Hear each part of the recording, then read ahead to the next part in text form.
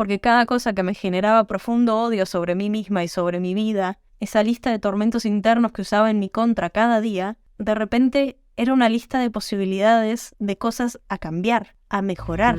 Nuestros sueños nunca nos abandonan. Escribir un libro, tener una casa junto al mar, cambiar al mundo. Tardé 20 años en lograr mi gran sueño de vivir en Europa. Y la parte más difícil no fue mudarme, o los papeles, o las despedidas. Lo más difícil fue aceptar que era posible y animarme a perseguirlo. Bienvenidos a Subite al Avión.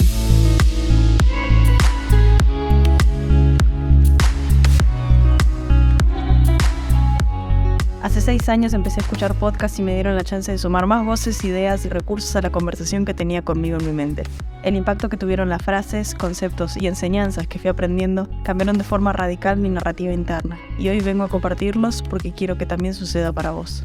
Ya sea con los mini episodios donde te comparto la frase del día, o con los más largos donde abro las puertas a mi historia y a las personas que me inspiran. Espero que encuentres lo que resuena con vos. Tomes lo que te sirva, cuestiones lo que te choca y descartes con seguridad lo que no se alinea con vos. Quiero que te animes al goce de vivir auténticamente libre. Si esto es algo que dispara tu curiosidad, sentate conmigo y charlemos. No soy ninguna experta o gurú o coach que te dirá lo que tenés que hacer. Soy Maga, tu amiga, y este es nuestro lugar seguro donde no nos juzgamos y abrimos la mente, el corazón y las posibilidades. Si no puedes dejar de pensar en ello, no dejes de trabajar por ello. ¿Sabías que hay una parte del cerebro que se activa de la misma forma cuando pensás en hacer algo que cuando lo haces? Algo así. La cuestión es que en una clase que nos estaban enseñando sobre neurociencia y las magnificencias del cerebro humano y su comportamiento, nos contaron del caso de un pianista que tuvo un accidente y no iba a poder practicar tocar el piano por muchos meses. Cuestión que este señor, chico, lo que sea, porque no me acuerdo, solía sentarse a practicar unas 6 a 8 horas por día previo a su accidente. Y sus médicos le recomendaron que hiciera lo mismo. Sus manos no iban a tocar el piano, pero él podría practicar con su mente. Así que se sentó enfrente del piano 8 horas al día. Y practicó, sin tocar una sola tecla. Estoy segura de que fue mucho más difícil imaginar que tocas, imaginar cómo suena, sentir el movimiento de los dedos solamente con tu cerebro y lo que conlleva. Pero la cosa es que lo hizo.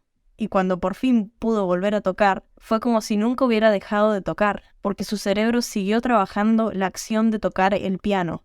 Otro ejemplo. Muchos entrenadores recomiendan ejercitarse en un modo que aplica este mismo paradigma. Entrenar pensando en que estás entrenando. No entrenar haciendo algo que esté ganando en la competencia por qué cosa tiene tu atención. Porque si vos estás entrenando mientras que tu mente está haciendo otra cosa, no estás haciendo la conexión de músculo-mente. Y cuando tenés esa conexión de músculo-mente, se siente unas 7 veces más que si estuvieras solamente pensando en la araña que está en la pared. Probalo. Ponete una serie y hacé 10 sentadillas. Y después, frená, apagá la tele, apagá la compu y hacé esas 10 sentadillas pensando, apoyando bien los pies en el piso, en la apertura de cadera, cuando bajás que la espalda no se te encorve, que cuando subís la sentadilla hagas la fuerza con el talón.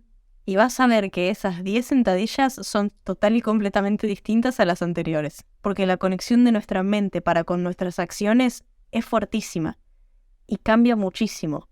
¿Por qué la gente que hace yoga, que es una actividad que te obliga y te fuerza a conectar la mente con lo que estás haciendo, con el movimiento, con la postura de tu cuerpo y la mantenés ahí? ¿Por qué chivas tanto? Porque esto es cierto. Y si funciona para nuestro beneficio, también funciona para nuestro detrimento. Y ahí es donde hay que prestar atención. ¿Cuántas veces te pasó de sobrepensar tanto algo que al momento en el que ya no se puede postergar, que ya no se puede procrastinar, tenés la energía por el piso, súper archi mega agotada, como si ya hubieras hecho lo que sea que tenés que hacer unas miles de veces? Porque mal que mal, de una u otra forma, lo hiciste. Tu mente ya hizo el trabajo. Aunque sea solo el pensar en lo que conlleva empezar, que a veces es lo más difícil, literalmente tu mente lo hizo un sinfín de veces. ¿Cómo no vas a estar por el piso? ¿Cómo no vas a estar agotado siquiera antes de empezar? Porque tu cabeza ya hizo el trabajo tantas veces de tratar de mover tu cuerpo a la acción y gastó energía haciendo eso. Entonces, lo mínimo que podemos hacer es que si no podés parar de pensar en eso, si no podés dejar de pensar en que no estás cuidándote, en que tenés que ir a hacerte ver ese lunar, en que tenés que llamar a tu abuela, en que tenés que ver esa película que te recomendaron, hacelo. Porque pensar en ello te saca igual o más energía que el simple hecho de hacerlo.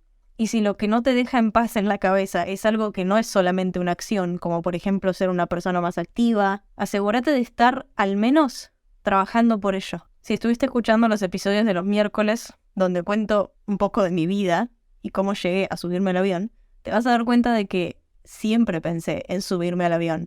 Y por más de que hice muchas cosas al respecto, me faltó la crucial, que fue esta, subirme al avión. Así que no cometas tampoco este mismo error mío de hacer todas las acciones menos la que te mueve más cerca de lo que de verdad querés. Y se empieza de a poco. Y ahora una advertencia para quien pueda ser sensible y que el hablar de imagen corporal sea un detonante, un trigger. Y si sentís que este tema puede hacerte caer en malos pensamientos, por favor, pausa este podcast y quédate con la enseñanza y la idea y ahorrate el tiempo de lo que sigue porque voy a tocar temas que pueden ser difíciles. Así que este es mi momento de atención, warning y disclaimer. ¿Seguido acá? Ok. En 2015 estaba en mi segundo año de universidad y muchas cosas estaban cambiando. Sobre todo una. No estaba haciendo la cantidad de deporte que estaba acostumbrada a hacer. Desde mis 5 años hice entre 5 y 15 horas semanales de deporte y actividades físicas múltiples. Sumando al hecho de que tenía una vida bastante activa. Caminar por Bariloche es ejercitar tus pulmones con las 1000 subidas sí o sí. Y tus gemelos, por supuesto. En 2015 estaba allá en Buenos Aires, en mi época universitaria, estudiando letras, lo cual conllevaba estar sentada leyendo una alta cantidad de horas. Y había decidido dejar de entrenar handball porque me estaba consumiendo muchas horas y no me estaba haciendo feliz como lo hacía el handball en Bariloche, por muchas razones que no vienen al caso. Y entonces pasé de ser una persona hiperactiva, que tenía distintos tipos de movimiento muchas veces a la semana, a una altamente sedentaria. Y mi cuerpo, por supuesto, cambió. Y cada día me miraba en el espejo y nadie quiere saber las cosas que pensaba sobre mí misma. Y abrazo fuerte a esa maga porque estaba pasando por tantos cambios, tantos procesos difíciles y le agradezco tanto que los haya pasado a tan corta edad porque hoy eso me permite estar donde estoy y tener la relación que hoy tengo conmigo misma. Que para ella esto que estoy viviendo, esta forma de estar conmigo en mi cabeza, no está ni siquiera en el horizonte de posibilidades. Y mi cuerpo era tan solo una de las razones con las que me prendía fuego a mí misma en medio de mi profundo y constante odio hacia mi ser. Siempre fui altamente consciente de mi cuerpo y haciendo ejercicio también tenía una relación no sana con mi cuerpo en mi adolescencia.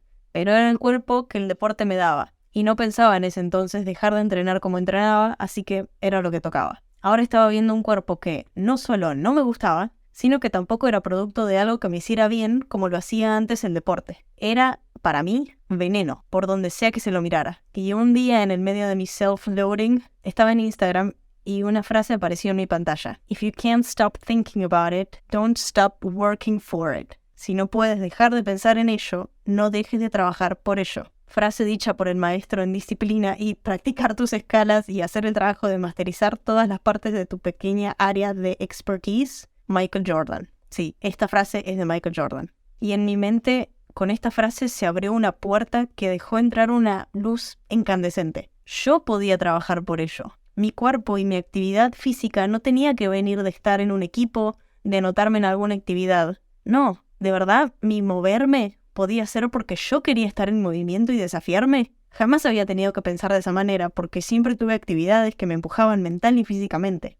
Y puede parecer algo muy obvio, pero yo no sabía que podía hacerlo por mi cuenta. Y cuando vi esta frase, se abrió la puerta de posibilidad en mi mente, y no sé cómo, pero supe que tenía que moverme en ese preciso momento. Eran, creo, alrededor de las 7 de la tarde, estaba ya oscuro en Buenos Aires, pero me cambié, me puse las zapatillas deportivas y salí a correr. No podía ese día anotarme en un gimnasio, no podía ese día encontrar a un entrenador, no podía ese día pensar, porque si la pensaba 2 segundos, no lo hacía, porque como dije mucho tiempo en mi vida, si la pienso, la cago.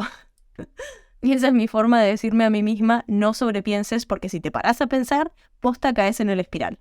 Así que hice lo primero que se me ocurrió, algo que podía hacer sin pensar, sin evaluar, sin mucha resistencia. Salir a correr en la plaza que quedaba a 50 metros de mi casa. No sé bien cuánto corrí, pero sé que encontré en ese pequeño paso el camino a seguir. Y a correr le sumé uno de los desafíos de esos de 30 días de abdominales de plancha. Y a eso le sumé otro challenge de 30 días de piernas. Y después otro de brazos. Y de repente pasaron 3 meses y estaba teniendo una especie de rutina de entrenar en mi casa conmigo. Algo que me demostró que podía hacerme cargo de que las cosas que no me gustan de mí misma las podía cambiar. Podía empezar a diseñar mi vida. Podía tomar todo eso de mí que no me gustaba y trabajar en ello. No era algo fijo, no era es que yo soy así y basta. Había otra manera. Podía tener mis propias tendencias e instintos en caer en ciertas cosas que no eran tan buenas para mí, pero podía poner mi esfuerzo y mi trabajo en cambiarlas. Y este punto es algo que, de verdad, me cambió la vida, porque ese fue el día donde para mí hubo una chance,